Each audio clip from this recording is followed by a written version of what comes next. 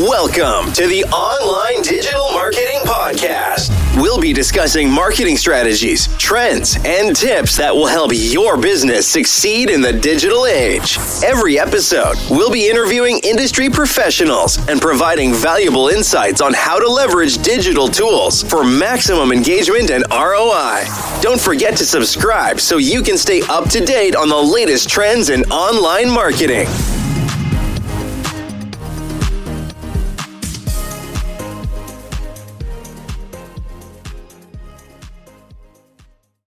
Let's face it, trying to get a potential customer to even notice you today feels like, well, shouting into the wind sometimes, doesn't it? Oh, absolutely. Emails, calls, social media pings, it's just constant noise. Exactly. So how do you actually cut through it? That's what we're digging into today. LinkedIn messaging for sales. And we've got some great material for this. We're drawing from excerpts of the Ultimate LinkedIn Messaging Guide by Daniel Disney. Yeah, and this isn't just fluff. People like Gavin Ingham, James Skeeter, they're saying his stuff is practical, tactical. But really deep, gets into the nitty-gritty of making LinkedIn messages work. Right. So our mission really is to pull out those core strategies from Disney's guide. How can you, listening now, use LinkedIn messaging not just to shout, but to actually connect and, drive sales? Think about all the ways people try to reach prospects. Phone, email, all the different social platforms, video now too. It's overwhelming. It really is. Disney calls it the prospecting maze. And that's what we want to help you navigate today, specifically using LinkedIn messaging as your guide through that maze. Okay, let's unpack that prospecting maze idea first. So he sees all these methods, calls, emails, social, as different doors. Exactly. And the key thing is each prospect has their own unique maze. What works for one person, the door they'll actually open, might be totally different for someone else. That makes sense. So not everyone wants a phone call. Right. Some live in their inbox. Others, maybe increasingly, LinkedIn is that first place they'll actually engage. So one-size-fits-all approach just doesn't cut it anymore. Pretty much. If you're just cold calling, but your ideal person only really checks LinkedIn, you're banging on a locked door, essentially. Okay. This leads nicely into a distinction Disney makes outbound versus inbound social selling. Can you break that down? Sure. So inbound, that's kind of what people often think of first with social selling, creating good content, sharing stuff, hoping to attract leads to you. Yeah, drawing them in. Exactly. Right. Outbound, though, is more proactive. It's about starting the conversation yourself, maybe messaging someone who liked your post, for example. Ah, okay. And Disney had a good story about this, didn't he? Trying to reach an IT director. Yeah, a really good one. He was getting nowhere with cold outreach for this IT director, totally hitting a wall. Been there. Right. So he shares this article on LinkedIn, and interestingly, it wasn't even about IT. It was about sales strategy. Okay. And a sales rep from the target company liked the post. Uh-huh. An opening. Precisely. Yeah.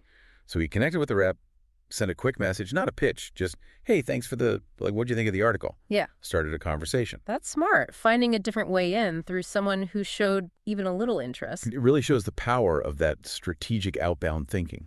Don't just wait. Find the opening. Which brings us to a big question. If LinkedIn messaging can be so powerful, why do so many messages just fizzle out, get ignored? What are the big mistakes people make? Well, Disney really hammers home the number one killer. The generic copy-paste message. The copy-paste catastrophe, as he calls it. That's the one. Messages that aren't personalized. And he means beyond just sticking their name in, they just blend into the background noise. They get deleted instantly. Because it's all about them, the recipient, not you, the sender. Exactly. If your message is just me, my company, my product, with no clear benefit or relevance to them, why would they care? Makes sense. What else? Another big one is just a lack of creativity, really. Sticking only to text messages. People forget about audio notes, video messages. Ah, yeah, things that can actually make you stand out a bit. Hugely. They add that human element that text just can't convey sometimes. Okay, so personalization is crucial.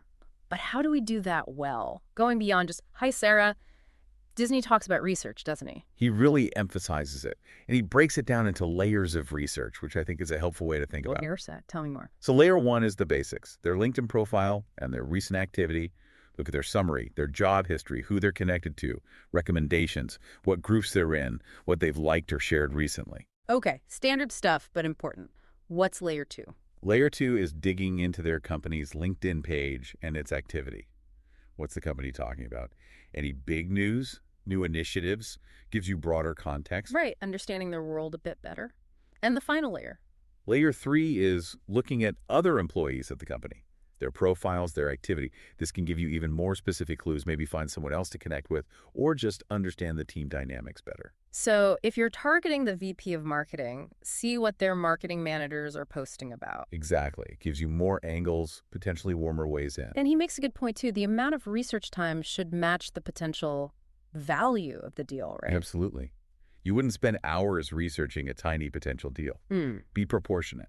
So when we're doing this research, what specific things are we looking for?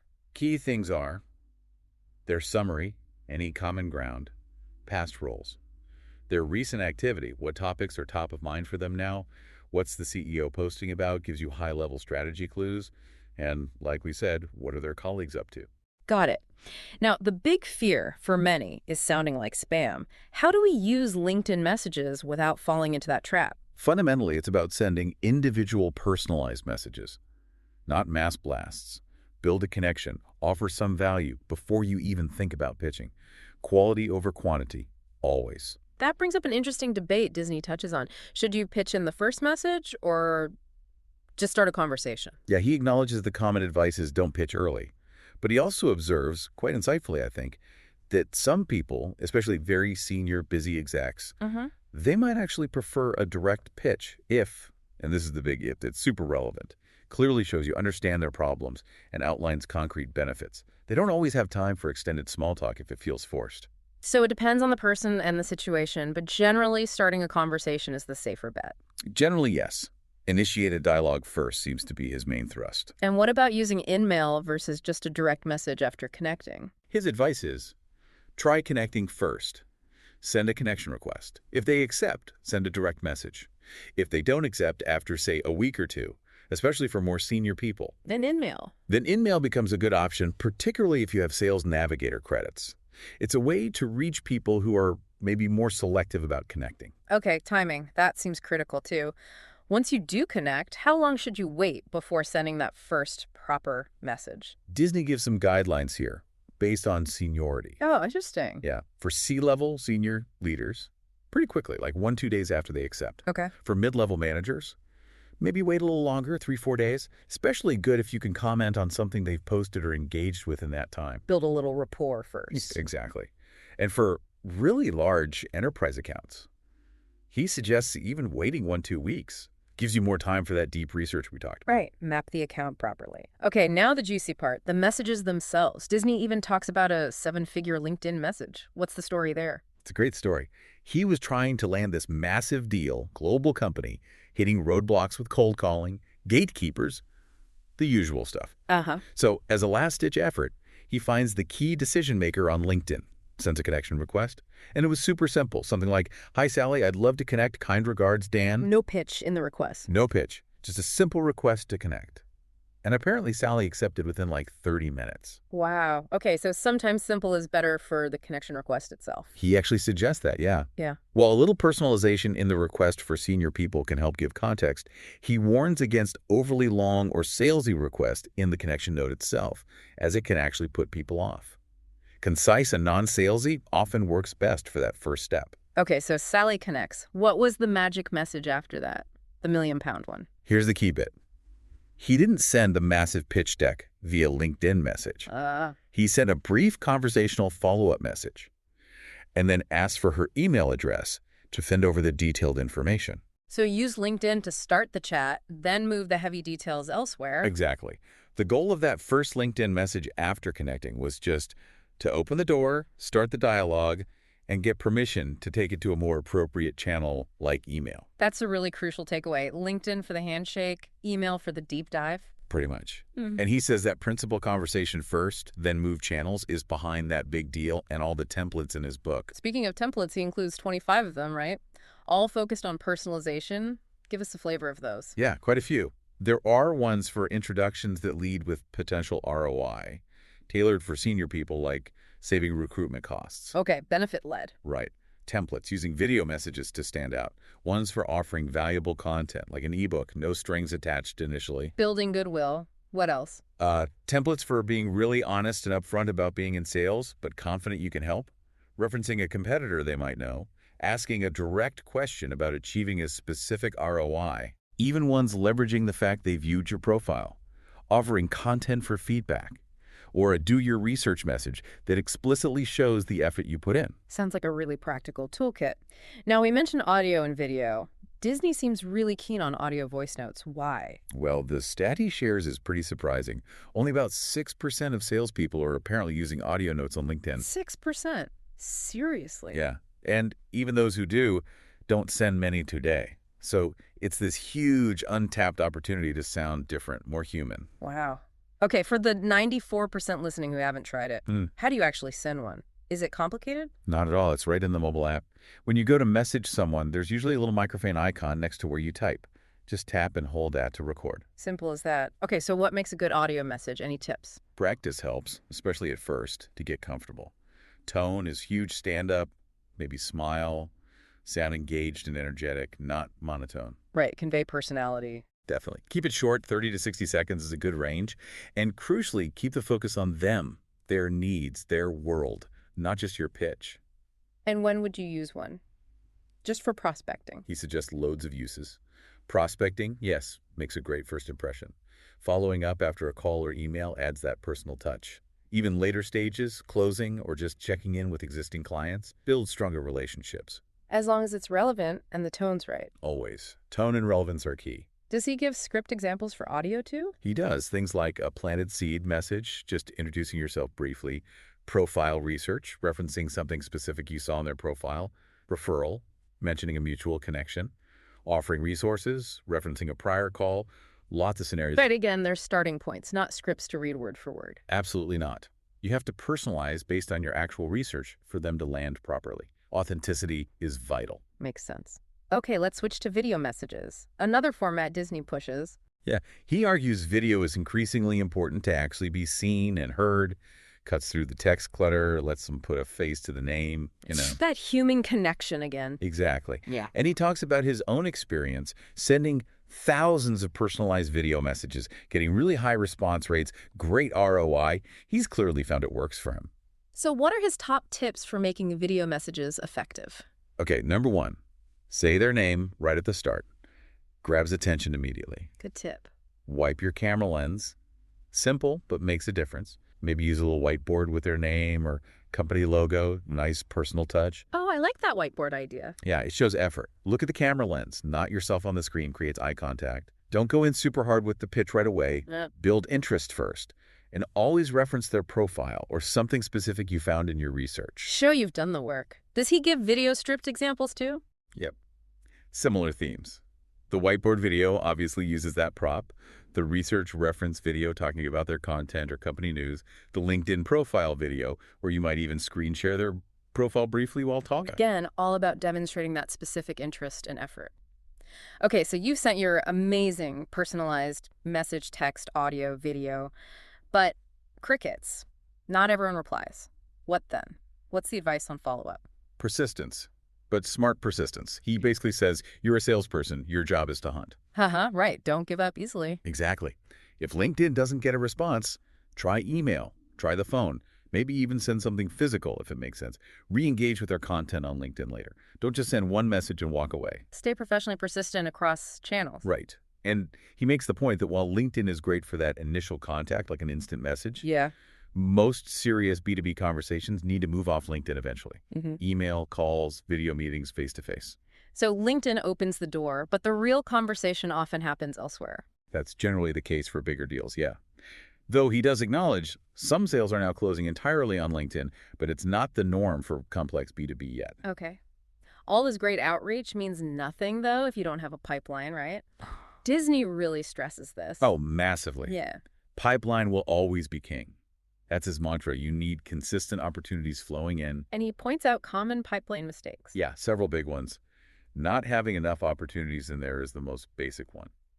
Pipeline denial, thinking it's stronger than it really is. Guilty. Haha, yeah. Celebrating the opportunity before it's actually closed. And the really critical one, stopping prospecting just because you have a few deals cooking.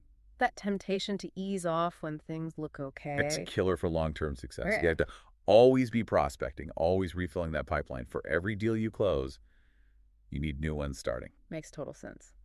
Now, shifting slightly beyond the messages, he also talks about just having a strong LinkedIn profile in the first place. Absolutely. It's your digital shop window, your first impression. You need to optimize it. What are the key elements he highlights? Your profile banner, make it impactful, like a personal billboard. Your summary needs to be like an elevator pitch, focused on how you help them. A good professional photo, showing your activity, sharing articles, clear work experience, getting recommendations. Social proof. Exactly. And even customizing your LinkedIn URL so it's clean and easy to share. It all adds up to credibility. It really does paint the picture before you even send a message. Now, he uses a great analogy about adapting the Blockbuster analogy. What's that about? It's a cautionary tale, really. He compares relying only on old methods like cold calling without embracing things like social selling to how Blockbuster ignored streaming. Ouch. Yeah. The point is, communication preferences are changing. Phone is still a tool, but many people now prefer social, messaging, email, video. If you refuse to adapt, like Blockbuster, Right. well, you risk becoming irrelevant. Don't be Blockbuster. Got it. That's powerful. Okay, this all sounds great, but maybe a bit overwhelming. For people feeling short on time, does he offer a way to make social selling manageable day to day? He does. He suggests a simple social selling in 15 minutes a day routine. 15 minutes. Okay, I'm listening. He breaks it into 3 5-minute chunks. 5 minutes. Mm-hmm. Grow your network. Find and connect with relevant people. Okay. 5 minutes. Engage, like, comment on, share posts from your network and prospects. Be visible. Right. And 5 minutes. Share value, post something useful yourself, and inside an article, start a conversation. So connect, engage, share. 5 minutes each. Yep. Consistency is the key. Doing that small amount every day builds momentum over time. That sounds genuinely achievable. And finally, he sums up the core philosophy with the ABCs of social selling. That's right. Always be connecting, always be creating content, and always be consistent. Connect, create, consistent. The 3 C's, or ABCs, I guess. Pretty much sums up the foundation for success with this stuff. So wrapping this all up, it really sounds like LinkedIn messaging. Well, it's not just about firing off messages, is it? It's a strategic tool. Absolutely. When you approach it thoughtfully, personalization, value, maybe using audio or video, it's incredibly powerful for actually engaging people and finding real opportunities.